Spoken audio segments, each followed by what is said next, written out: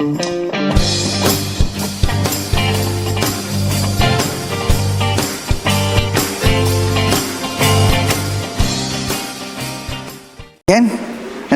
el Señor es bueno con todos, ¿verdad? Su gracia nos acompaña, aunque la situación no esté fácil, o aunque esté fácil también, ¿verdad? Entonces, bueno, vamos a poner atención, hermanos. Yo quiero presentar nuevamente a mi amigo aquí que viene con su esposa.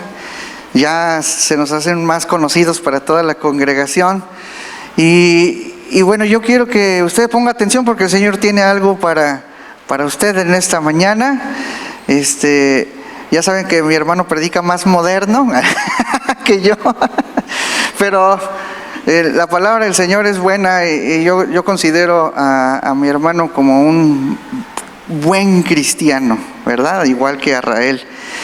Bueno, pásale, mi hermano, adelante.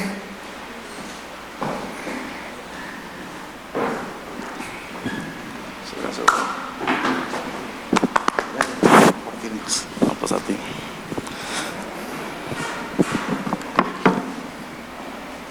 Buenos días a todos. ¿Cómo les va? Dicen que los de la mañana son los más cristianos. Los escuché por ahí. ¿Será cierto? Vamos a ver si es cierto. Yo considero un buen cristiano porque los domingos todos somos buenos cristianos. ¿Están de acuerdo? Tenemos cara de San Judas, no el traidor, sino el otro. Y es fácil, ¿no? De alguna manera u otra llegar aquí, cantar. Y la verdad es que a veces yo pienso, digo, venimos un día a la semana a veces, algunos, y no podemos a veces cantar con fuerza. Y hoy la verdad salí bendecido porque escuchaba los aplausos fuertes. Y dijo, eso es lo mínimo que podemos hacer, ¿no?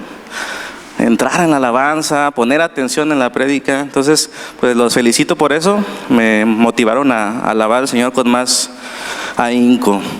Y bueno, vamos a darle. ¿Están listos para la prédica? ¿Cuánto tiempo me van a dar esta vez?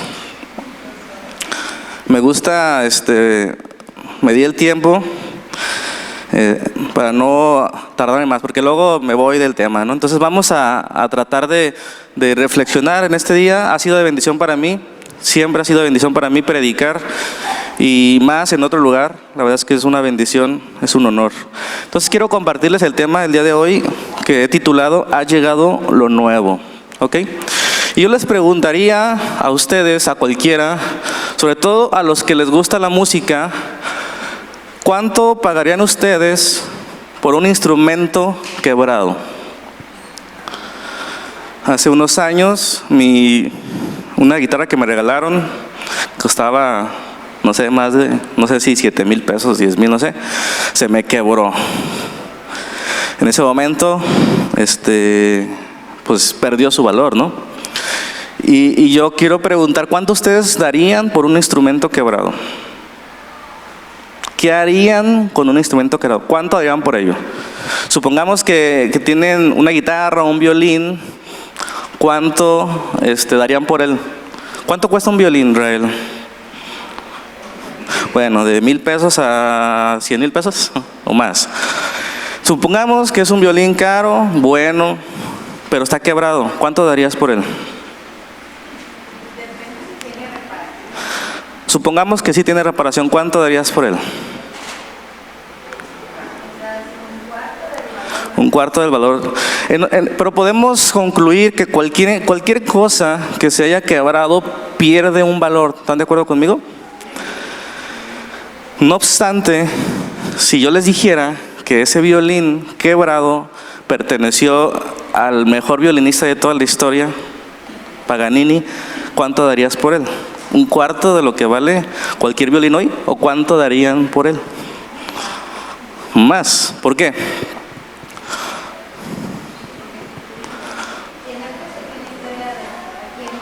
Porque tiene historia. Porque a quien le pertenece ese violín tiene un valor mayor a lo que pueda costar materialmente el violín. Fíjense, en ese sentido, hay una práctica japonesa llamada kintsugi, que consiste básicamente en que se quebra una vasija, se quebra, y esa práctica consiste en volverla a unir mediante una resina de oro. La historia dice que un general, a finales del siglo XV, un general japonés, mandó a reparar sus tazones de té favoritos, ¿sí?, que tenían valor para él, a China. Pero al regresar la reparación no le gustó. Y entonces volvió a mandarlo ahora con unos artesanos japoneses, que ellos unieron las piezas, cada una mediante una resina de oro. Esta situación hizo que a partir de ese momento se considerara esta una práctica japonesa, que hablaba de una metáfora de la vida. Es decir, que las cosas que se rompen, las grietas, las heridas forman parte de la historia de ese objeto, que tiene un valor más allá de lo material, y que no solamente no deben desecharse, sino que se deben demostrar con cierta valor todas esas grietas unidas mediante el oro. Y la verdad es que me llamó mucho la atención esta práctica, porque en la actualidad, cuando escuchamos que algo es viejo, cuando escuchamos que algo está roto, lo que pensamos es que hay que tirarlo, ¿no?, o que perdió su valor. Pero la verdad es que pensándolo así profundamente, eso de que algo pierda su valor porque se rompe, puede hablarnos un poco o un mucho de la vida cristiana, de cómo nosotros rotos, cómo a nosotros estando en el suelo tirados, rotos, el Señor vino a reunirnos, a repararnos, y no nos tiró a la basura, ¿están de acuerdo? Sino que nos dio un valor más todavía. ¿Por qué? Porque le pertenecemos a final de cuentas a Dios. Y si le pertenece a Dios, ¿cuánto no daríamos por esa pertenencia? Si por un violín daríamos muchas cosas, ¿cuánto no más por alguien que fue creado a la imagen y semejanza de Dios? Hermanos, tenemos un valor supremo en Cristo. Amén. No sé si no se emocionan por esto.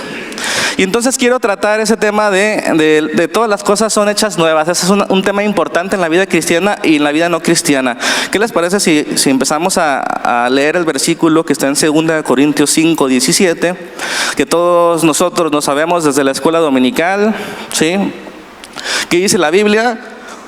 En 2 Corintios 5, 17 dice: por lo tanto, si alguno está en Cristo, es una nueva creación. Lo viejo ha pasado y ha llegado lo nuevo. Esta es la nueva versión internacional, y toma el título de ese sermón: ha llegado lo nuevo. Y quiero que reflexionemos en esto. Mi objetivo es que seas bendecido como yo al hacernos esas preguntas y reflexionar sobre sus respuestas. ¿Cuáles preguntas? Número 1, ¿cuáles son todas esas cosas que antes de Cristo eran viejas y que ahora en Cristo son hechas nuevas? ¿Cuáles son todas esas cosas? Es la primera pregunta. Y la segunda, ¿qué significa exactamente que todo lo viejo ha pasado y he aquí que todo es nuevo? Para terminar con la tercera pregunta, que dice: ¿cómo obtener beneficios de estar en Cristo? ¿Ok? Y esas tres preguntas van a dividir este sermón. Entonces comenzamos con el primer punto, que es: las cosas viejas pasaron. Ok. Cuando nosotros en español, en su lenguaje de España, ¿no?, de castellano, escuchamos acerca de las cosas viejas, no sé si tú, pero yo, inmediatamente viene a mi mente que las cosas viejas ya están por desecharse, que ya no se usan, ¿sí? O que están a punto de caducar, están perdiendo valor. Para nosotros es normal que las cosas, cualquiera de ellas, incluso la que tú compraste ayer, no cualquiera, empiezan a depreciarse, a caducar, ¿no? Sacas un yogur del supermercado y trae una fecha de caducación. Compras un automóvil último modelo de agencia y al sacarlo de la agencia ya se depreció. Todo está envejeciendo. Es más, nosotros mismos, desde que nacemos, nos estamos muriendo, en el sentido estricto de la palabra. Todo vamos a morir, ¿no? Todo se está haciendo viejo. Pero esto de que todo se está haciendo viejo no era así al principio. Y les puedo decir que tampoco será así al final. En Génesis 1 se dice, si me acompaña a Génesis 1, capítulo 1, versículo 31, dice que Dios creó los cielos y la tierra en el versículo 1, ¿verdad?, en el principio, y en el versículo 31 dice, y Dios vio todo lo que había hecho. Y aquí, que era bueno en gran manera. ¿Están de acuerdo con Dios? Que todo lo que hizo, lo hizo bueno. Pero no solo bueno, sino bueno en gran manera. Insuperable. ¿Están de acuerdo con ello? Todo lo creado por Dios es bueno. Todas las cosas fueron buenas. Son buenas. Y luego el apóstol Pablo en Colosenses 1:16 profundiza en el cómo, en el por qué y en el para qué Dios creó estas cosas. Dice así, versículo 16. Porque en Él, ¿en quién? En Cristo, fueron creadas todas las cosas, las que hay en los cielos y las que hay en la tierra, visibles e invisibles, sean tronos, sean dominios, sean principados, sean potestades. Todo fue creado por medio de ¿quién? De Él y para Él. Él es el antes de todas las cosas y todas las cosas en Él subsisten. No solamente las cosas son buenas, sino que en Él siguen subsistiendo. Para Él fueron creadas todas las cosas. Hermanos, todas las cosas entonces son buenas. ¿Están de acuerdo? Yo sí estoy de acuerdo. No obstante, leímos Génesis 1, ¿verdad? Leímos Colosenses 1. ¿Qué pasó después? ¿Qué pasó en Génesis 3? A partir de ese momento, esas cosas creadas buenas fueron afectadas por el pecado. ¿Qué quiero decir con esto? Creo que la parábola del trigo y la cizaña en Mateo 13:24 pueden resaltar esta idea que le estoy mencionando. Todas las cosas buenas fueron afectadas, contaminadas por el pecado. Dice así, Mateo 13:24. Jesús le refirió una parábola diciendo: el reino de los cielos es semejante a un hombre que sembró una buena semilla en su campo. Pero mientras dormían los hombres, vino su enemigo y sembró cizaña entre el trigo y se fue. Y cuando salió la hierba y dio fruto, entonces apareció también la cizaña. Sabemos la historia en Génesis 3, Génesis 2, que Dios puso al hombre en un jardín y le dijo que de ese árbol no podía comer. Génesis 2:15. Le pidió que cultivara el huerto, versículo 16, y le ordenó: puedes comer de todos, pero del árbol del conocimiento del bien y el mal no debes comer, porque el día que comas de él, ciertamente morirás. ¿Y qué pasó? Comió, ¿verdad? Y en ese momento en que Adán y Eva comieron del árbol, hermanos, todas las cosas buenas creadas por Dios comenzaron a hacerse viejas. Comenzando con ellos también, con los hombres. ¿Ok? Por el pecado, dice la Biblia, también entró la muerte al mundo. En otras palabras, todas las cosas comenzaron en este proceso que hoy para nosotros es normal, este proceso de descomposición. El día que comas, dijo Dios al hombre, comenzarás a morir. Y así fue. El hombre que vivía muchos años en aquellos tiempos, su vida fue acortándose hasta los 120 o menos. Los animales que comían todos hierbas, vegetarianos, ahora comenzarían a cazarse unos a otros. La tierra fértil que producía de manera natural el fruto, ahora produciría espinos, cardos y plantas silvestres. La relación entre Adán y Eva, que era buena, fluida, ahora sería complicada Él buscaría enseñorearse de ella y ella no le sería fácil someterse a él libremente. Dar y compartir, amar, no sería un acto natural a partir de ese momento. Conseguir el pan de cada día sería con sudor, dar a luz sería con dolor. Todas las cosas buenas comenzaron a envejecer por el pecado que entró al mundo. Y yo pregunto, ¿qué son las cosas viejas? Que en Cristo son hechas nuevas.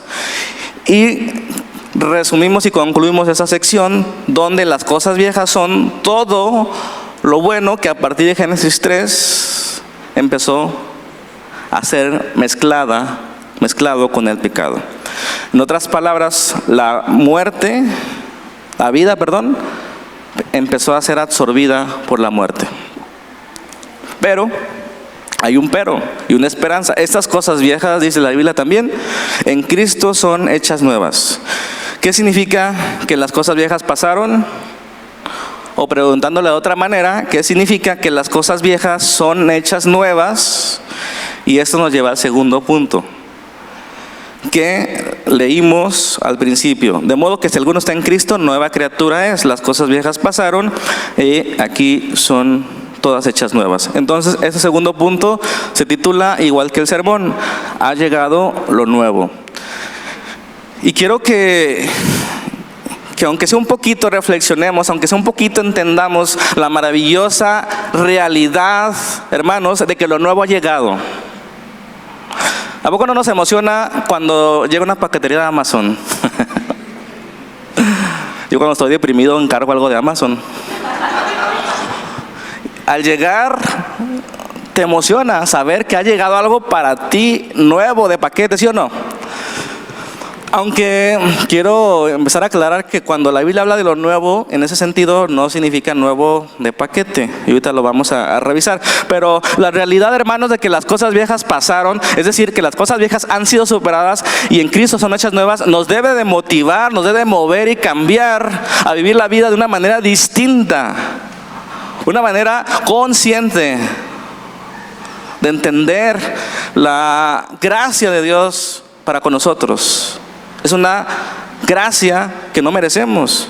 Y cuando nosotros en el español escuchamos acerca de las cosas nuevas, nuevamente nuestra mente va a cosas recién sacadas del horno, a cosas recién sacadas de fábrica o a cosas que nos llegan por paquetería, ¿sí o no? Cuando nosotros pensamos en cosas nuevas, pensamos en ello. Y el pasaje que estamos estudiando no queda tan claro a la primera vista que esto de lo viejo se hace nuevo está hablando de un proceso de transición, contrario a que las cosas nuevas se hacen viejas. Eso es normal, eso lo conocemos, ¿sí o no? Pero, ¿qué significa lo contrario? Sabemos que una cosa nueva se hace vieja, es normal, pero ¿qué sabemos acerca de lo viejo que se hace nuevo? Esa es la pregunta importante de hoy. Y antes de contestarla, tenemos que aclarar que Dios tiene un plan desde antes de la fundación del mundo. ¿Cuántos saben que Dios tiene un plan desde antes de la fundación del mundo? ¿Cuántos saben que Dios tiene un plan para ti desde antes de la fundación del mundo? Y que ese plan no ha cambiado. Así es. Las cosas que pasaron en Génesis 3 no cambian su plan. Al contrario, eso que sucedió va a encauzar de manera decisiva el plan de Dios. ¿Por qué? Porque el pecado expresa con mucha nitidez lo que es contrario al plan de Dios. El pecado nos lleva a la maldición. ¿Se acuerdan de ese pasaje de Deuteronomio 29:30, donde dice que pone delante de ti la bendición y la maldición, que escojas la vida? Todo lo que es pecado nos lleva a la maldición, a una consecuencia. Si metes la mano al fuego, ¿qué pasa? Te quemas. Si haces el bien, viene una consecuencia, una bendición. Entonces el pecado, hermanos, ilustra todo lo contrario al plan de Dios. Por lo tanto, el pecado, después de Génesis 3, es un protagonista que fungirá como un telón de fondo oscuro que resaltará la belleza de la santidad de Dios, la belleza de su misericordia y de su sabiduría. Como dice Romanos 11, ¿verdad? Porque Dios sujetó a todos en desobediencia para tener misericordia de todos. El pecado nos lleva a Cristo. ¿En qué sentido? Al topar con el dolor del pecado. Porque, hermanos, cuando uno peca, se hace daño a sí mismo, le hace daño al otro. Y cuando se experimenta ese dolor, ese sufrimiento, eso es una señal que nos lleva a Cristo. Entonces, en ese sentido, hermanos, queda claro que Dios no cambia de planes. Lo que pasó en Génesis 3 y de que esas cosas buenas hechas en gran manera en Génesis 1 envejecieron o fueron, no cambia el plan de Dios, al contrario, eso detona el plan de Dios para el hombre. Dios, hermanos, al crear al hombre a su semejanza, a su imagen, que no va a desecharlo, no va a tirarlo a la basura. ¿Ok? No va a tirarlo a la basura. Como si alguien se encuentra el violín de Paganini y sabe que es de él, no lo va a tirar a la basura. Lo va a restaurar, lo va a guardar, porque vale más de lo que puede valer lo material. Hermanos, el hombre vale mucho porque es creado a la imagen de Dios. No importa que haya sido afectado por el pecado, el hombre vale mucho. Tanto vale que Dios amó tanto que envió a su único hijo a morir por el hombre. ¿No se gozan en esa verdad? Esta verdad puede y debe cambiar nuestra perspectiva de nuestra estancia temporal en este mundo. Debe de cambiar nuestra perspectiva, nuestra visión de la creación de Dios, de nuestro cuerpo. ¿En qué sentido? En que Dios no tira a la basura las cosas que envejecen o se rompen, sino las restaura. Amén. Los veo como que no están tan de acuerdo en esa parte. Todo lo demás sí, pero en esto no. Muy bien. Vámonos al último punto, a la última pregunta. Que dice así: en Cristo todo es hecho nuevo. Pero quiero recapitular y enfatizar.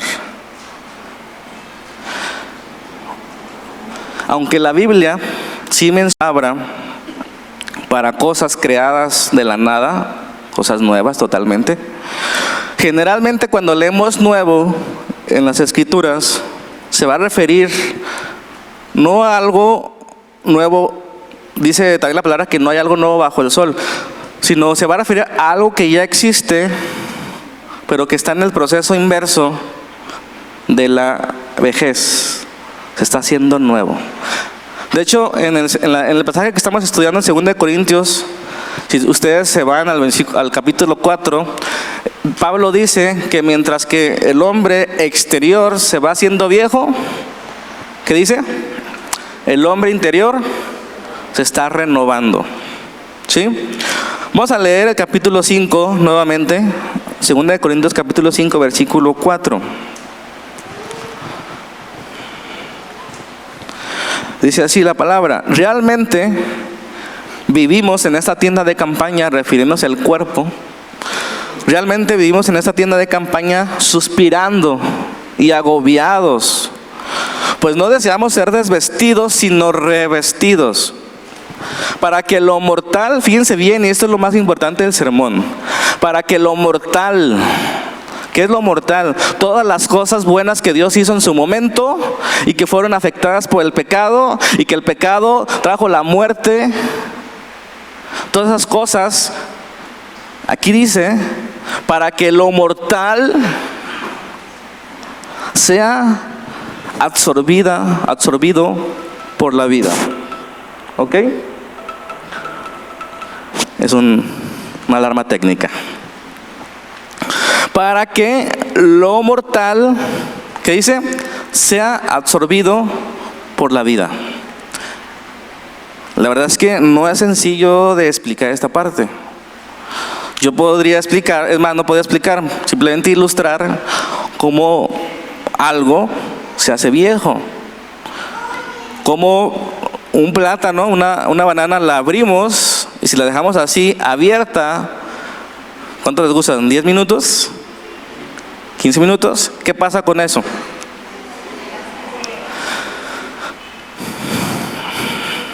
Se oxida, un proceso de descomposición. Si lo dejamos ahí en la cocina, aún sin abrir, durante un mes, ¿qué pasa con ese plátano? Se hace miel, ¿verdad? Es fácil explicar esa parte, ilustrarla, pero ¿cómo explicaríamos lo contrario? Pero hermanos, eso es lo que está haciendo Cristo en nuestras vidas. En Cristo, nosotros somos nuevas criaturas, pero no que destruyó el anterior yo, sino que lo está reestructurando, restaurando, reparando, mejorando, conformando a la imagen de Él. Es un proceso. No es que yo crea ayer en Cristo y hoy soy totalmente nuevo. Pero la promesa ahí está, las cosas viejas han sido superadas. Ese proceso de vejez en el cristiano comienza a la inversa. Y al final de los tiempos, cuando venga el Señor, seremos transformados completamente. Pero hoy estamos siendo transformados día a día. El proceso inverso es complicado de explicar, porque en Génesis 3 todo lo bueno comenzó a envejecer, y aquí en Cristo la muerte comienza a ser absorbida por la vida. Versículo 14, brincamos un poquito. Porque el amor de Cristo nos constriñe, dice esta versión. Otra versión dice nos obliga. Otra versión dice nos controla. Yo les pregunto, ¿cuántos son movidos, controlados, orillados por el amor de Cristo? El amor de Cristo me controla. El amor de Cristo me controla.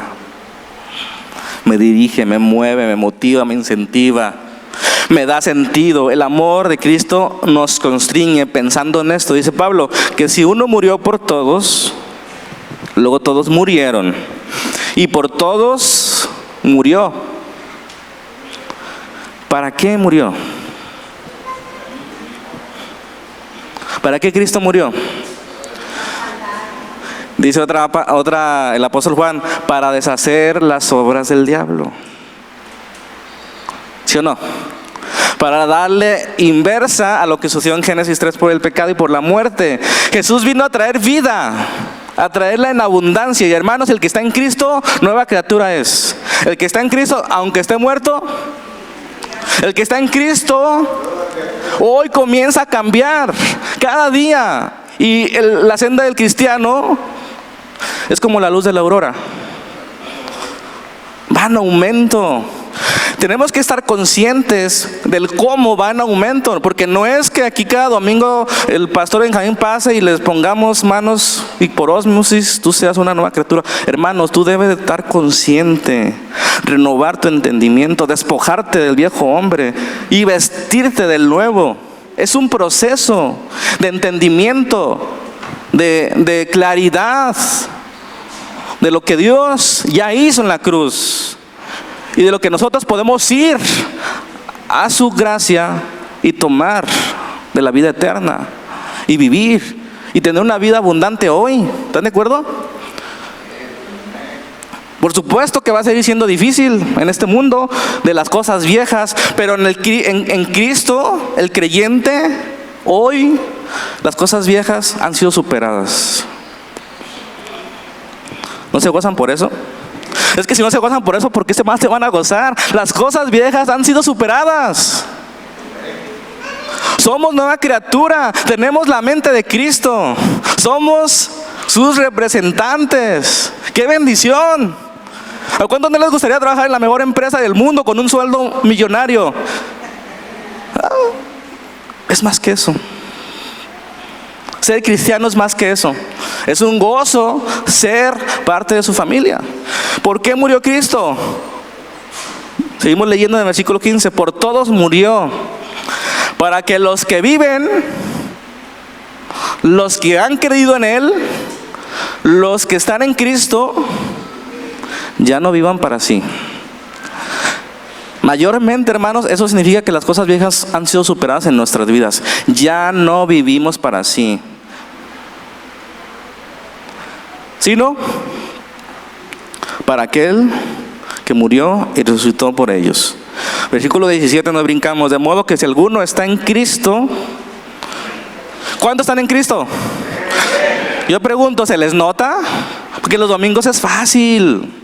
¿Se les nota en la casa? ¿Se les nota cuando alguien te arrebasa? ¿Se te nota cuando alguien te hace una injusticia en el trabajo? ¿Cuando alguien te pisotea o te humilla? ¿Se les nota? Porque leyendo la Biblia, cantando salmos, evangelizando se nos nota. Pero en las cosas que no se nos nota también, hermanos, ahí también somos nuevas criaturas. Ahí también las cosas viejas han pasado para nosotros. Eso no los están convencidos ni contentos. Pero de modo que si alguno está en Cristo, nueva criatura es. Las cosas viejas pasaron y aquí todas son hechas nuevas. Y todo esto, como lo anterior a Génesis 3, todo esto proviene de Dios, quien nos reconcilió consigo mismo por Cristo. Y no solo eso, sino también nos dio el privilegio del ministerio de la reconciliación.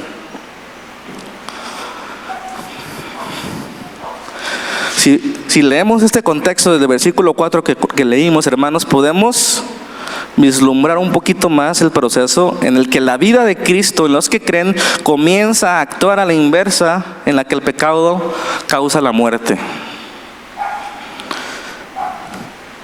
Colosenses 1:18, leemos la segunda parte de lo que leímos hace ratito. Colosenses 1:18 dice: Él es la cabeza del cuerpo, que es la iglesia. Él que es el principio, el primogénito entre los muertos, para que en todo tenga la preeminencia, por cuanto agradó al Padre que en Él habitase toda plenitud, y por medio de Él reconciliar las cosas, todas las cosas. ¿Cuáles cosas, hermanos? ¿Cuáles cosas? Todo lo que Dios creó y que el pecado ensució. ¿Están de acuerdo? En Él todas las cosas las reconcilió consigo mismo. Todas las cosas. Así las que están en la tierra como las que están en el cielo, haciendo la paz mediante la sangre de su cruz. Hermanos, en otras palabras, aquí reconciliación significa que lo viejo, aquello que fue afectado por el pecado, en Cristo se rescata, se redime, se restaura, se repara. No se destruye, ni se crea cosas diferentes. Las cosas buenas creadas que cambiaron de rumbo en Adán, ahora en Cristo vuelven a su rumbo original. Porque Dios tiene un plan. Y ese plan es insuperable. No puede cambiar. Amén. ¿Pueden pasar los músicos? Me gustaría que cantáramos la de Maravilloso Dios y terminar esta reflexión. ¿Fueron bendecidos como yo? Hermanos, todas las cosas que plantó el enemigo de nuestras almas y del Señor, y que crece como cizaña en nuestras vidas, aun cuando hacemos lo bueno, está ensuciado con un poquito de orgullo, con un poquito de egoísmo. Hoy en Cristo, hermanos, comienzan a cambiar. Amén. ¿Qué les parece si convertimos este final de sermón en un servicio de acción de gracias?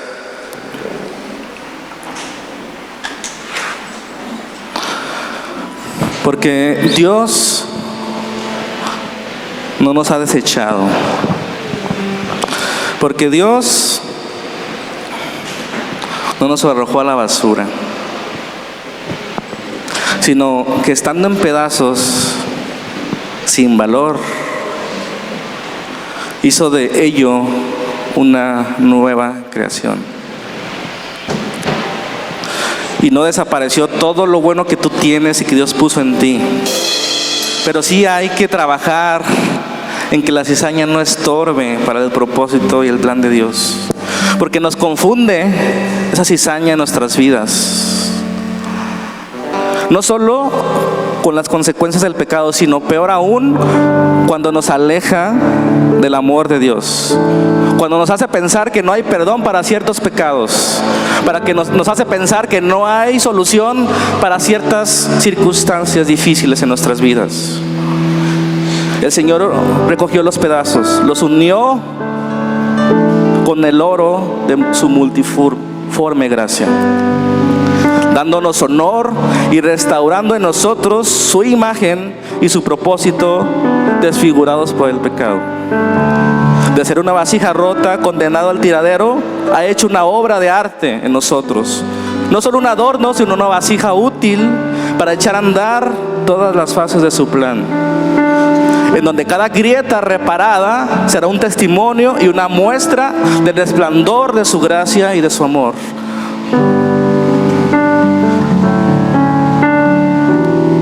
Porque la historia que fuimos se debe de contar. Yo era, yo antes, yo fui, pero ahora en Cristo soy. Ahora en Cristo comienza a deshacerse lo viejo y nos da un nuevo propósito que no es otro propósito que el Señor tenía al principio de los tiempos. Que Dios estaba en Cristo reconciliando consigo mismo al mundo, no tomándole en cuenta a los hombres los pecados, y nos encargó a nosotros la palabra de la reconciliación. Así que somos embajadores en el nombre de Cristo, como si Dios rogase por medio de nosotros. Le rogamos en el nombre de Cristo a la gente: reconcíliense con Dios. Dios en Cristo le dio el cielo a la humanidad, que Adán había decidido rechazar el paraíso. Dios en Cristo abrió la puerta del nuevo Edén. Dios en Cristo trazó el camino, lo pavimentó, lo señalizó para que la humanidad se vuelva a Él. Dios en Cristo está restaurando todas las cosas que envejecieron en Adán, y nos ha encargado a nosotros este mensaje. Hay esperanza, las cosas viejas han superado, las cosas viejas están pasando, porque para esto murió Cristo, para deshacer las obras del diablo. Todas las cosas viejas en Adán hoy se están renovando. La muerte está superada y será vencida en el día postrero. Todo lo viejo que está en Cristo, que ponga su confianza en Él, será restaurado. Hoy en Cristo el trabajo duro, que era dolor y sudor, se va transformando en placer y satisfacción para el que está en Cristo. Hoy en Cristo las relaciones complejas entre el ser humano, entre hombre y mujer, se va transformando de la enemistad y el control a la sumisión y el servicio, en amor pleno. Hoy en Cristo la decadencia de la naturaleza se va transformando en el cuidado, en el cultivo del jardín de Dios. La pereza en productividad, la envidia en humildad, la irresponsabilidad en compromiso, la necedad en sabiduría, la apatía en consideración, el enojo en paciencia y la venganza en perdón. Porque en Cristo todo lo viejo se está renovando. Las grietas de nuestro pasado han sido unidas con el Espíritu Santo, que nos restaura a una nueva vida para ser hoy un digno representante de Dios, y que habla con testimonio de que en Cristo hay vida. Padre nuestro que estás en el cielo, santificado sea tu nombre. Hoy venimos ante ti con esa debilidad que nos han dejado esas cosas viejas. Hoy venimos ante ti para darte gloria, para agradecerte lo bueno que has hecho por nosotros. Nos has rescatado, nos has unido Nos has reunido, nos has levantado y nos has dado un valor más allá de lo material. Y aquí estamos, Señor, ofreciéndote nuestras vidas día a día, siendo transformados por tu Espíritu, siendo renovados por tu palabra, para que nos lleves a hacer lo que tú diseñaste para nosotros, que seríamos una persona a tu imagen, a tu semejanza, que ama, que da, que sirve. Una persona que se somete, una persona que perdona, una persona que tiene misericordia, una persona que valora el trabajo, que es productivo, que es excelente, que es puntual, una persona que es dedicado, que tiene creatividad y que todo lo hace como para ti. Señor, que esta verdad cambie nuestras vidas. Tú no desecharás este mundo, que tú lo creaste bueno y en gran manera, sino que lo restaurarás completamente cuando regreses. Si nosotros amamos tu venida.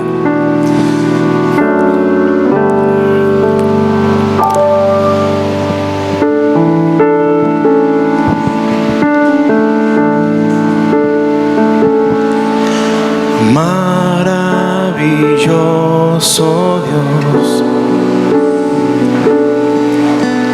del universo eres tú. No hay otro como tú. No hay otro como tú. Los cielos creaste tú, el sol y la luna también, a las estrellas mil, por su nombre las llamas tú. Eres eterno Dios, eres principio y fin, todo lo llenas tú, Señor, omnipresente eres tú.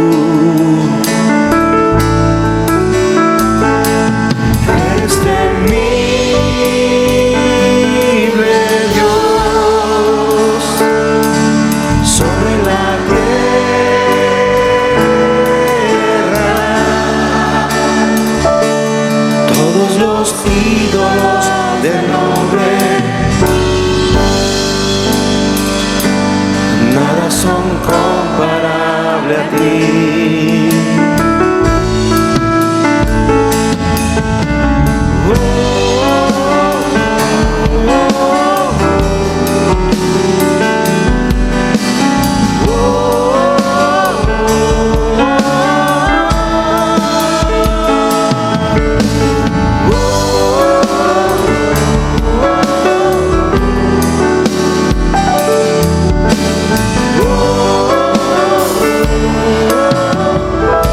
Cantémosle otra vez al Señor, dígale. Maravilloso Dios. Levante sus manos al Señor. Con todo su corazón le cante.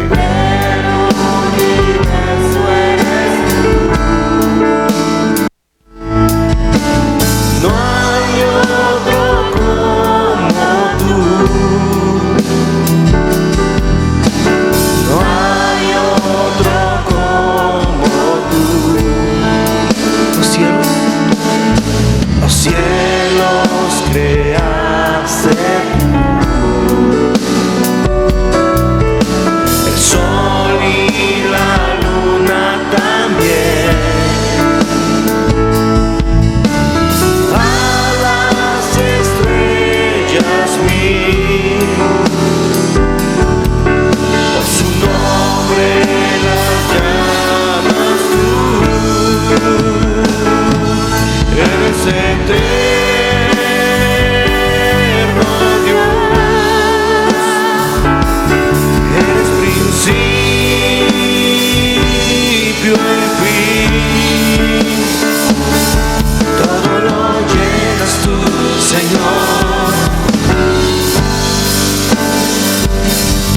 Omnipresente eres tú.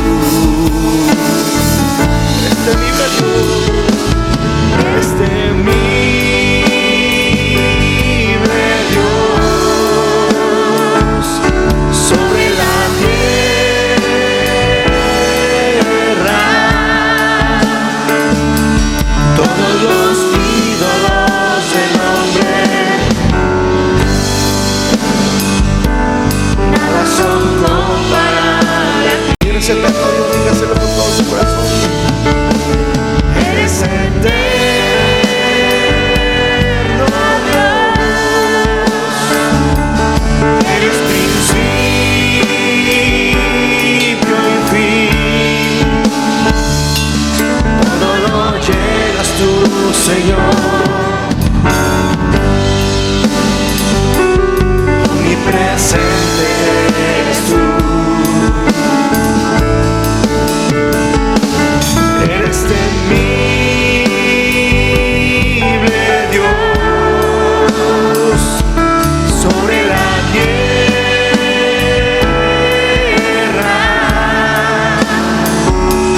todos los ídolos del hombre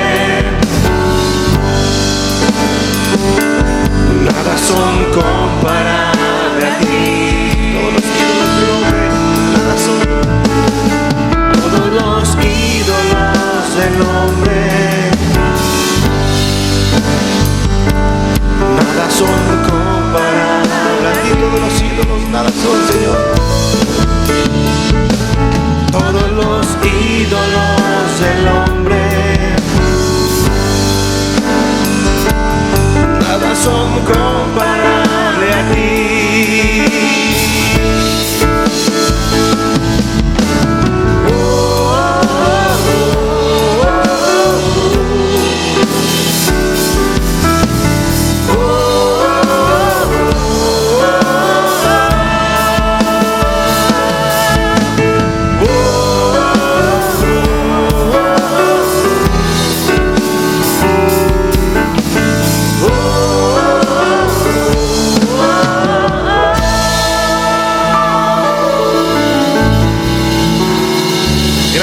Señor, maravilloso, nuestro sustentador y dador de vida. Gracias, gracias, Señor. Un aplauso, Señor.